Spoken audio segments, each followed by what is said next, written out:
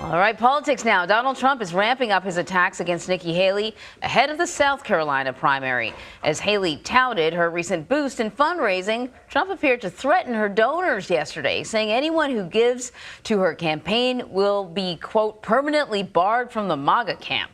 So for more on this, I want to bring in CBS News campaign reporter Taurean Small. Good to see you again.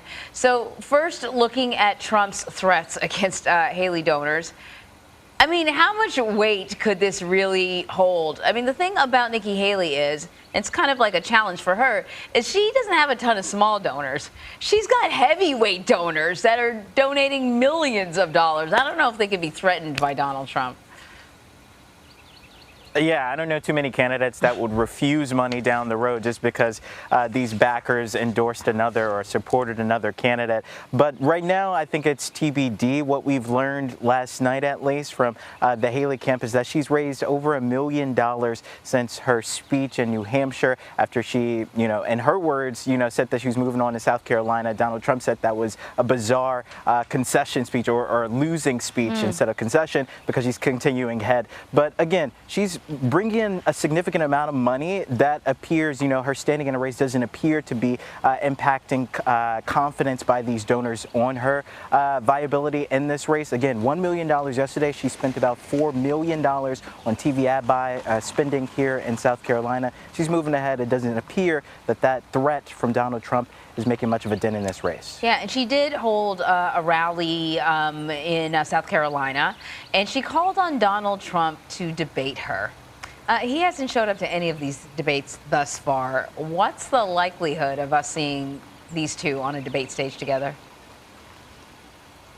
Yeah, not likely. Yeah. Donald Trump has remained adamant that he has no competition. He wants her, just like her former primary rivals, to drop out of this race and just coalesce around him. He doesn't see her as competition. That's what he's saying publicly. But Nikki Haley sees it differently. The reason why she's calling him out, and she's been the most blunt in her comments about the president, former president recently, because it is a two-person race now. She says, I'm credible. I'm raising money. I'm still in this. You now have to answer for some of those criticisms that you've lobbed at her. She wants him to face her one-on-one.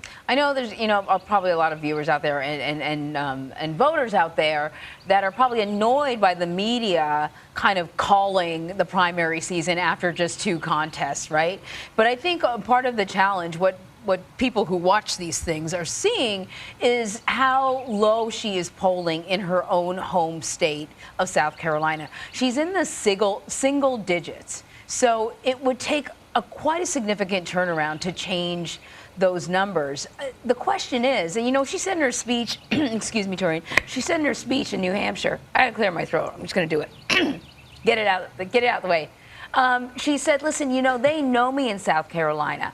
They, the Trump campaign, they can't lie about me in South Carolina because the voters there know me. Yeah, they do. And you're still polling in the single digits. Why is that? Why is she not gaining traction there? So what's interesting, I talked to voters at her event yesterday who are firmly anti-Trump voters. They're just, no matter what, won't support Donald Trump. And these are conservatives. I didn't talk to Democrats yesterday. I talked to Republicans who said that they're so over the former president that no matter what, even if Nikki Haley doesn't receive the nomination or win the nomination, they're not going to vote for Donald Trump. The thing is, Donald Trump's base here, Republicans, so those hard-right MAGA Republicans, are dug in. They're not interested in any other candidate anyway. So that's why Donald Trump's popularity is still soaring here. That's why he was able to corral the significant endorsements between the governor, between Senator Scott, between Representative Nancy Mace. That's the lift that she's looking at, and it's a heavy lift if she's going to move beyond South Carolina to Super Tuesday. Let me ask you a question, because I said, that she was in the single digits in South Carolina. Do we know what the most recent polls are indicating in terms of her chances?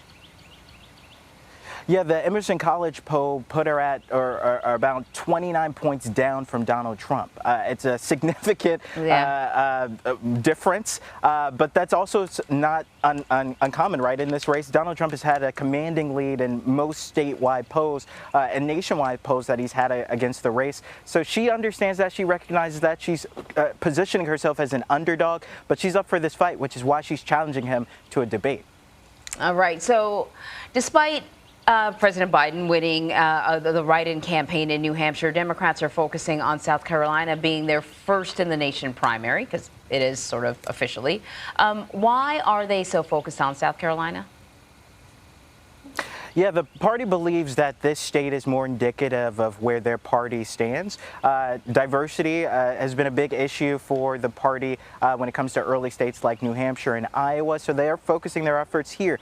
President Biden will be here on Saturday for a First in the Nation rally and dinner. The president's first lady, so his wife, Jill Biden, will be here tomorrow for an educators event. And today we have Gavin Newsom, the governor of California, and Dean Phillips, a congressman who's also in the running for president, here at Morris College to join in a rally, First in the Nation rally. The plan here is outreach, right? They want to make sure that they still have some sway with black voters, a significant portion of their base. And this will be the first true test for the Biden campaign, really, to see if any of that support has petered. All right, Taurean, thank you so much.